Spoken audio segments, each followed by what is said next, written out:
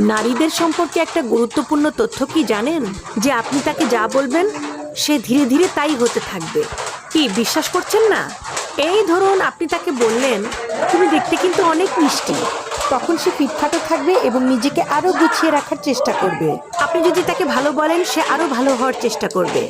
আপনি যদি বলেন যে তোমার মনের মধ্যে অনেক মায়া দয়া, ভালোর জন্য তুমি অনায়াসেই যে কোনো কিছুই কোরবানি দিতে পারো, তখনই সে সেটা আয়ত্ত করতে শুরু করবে।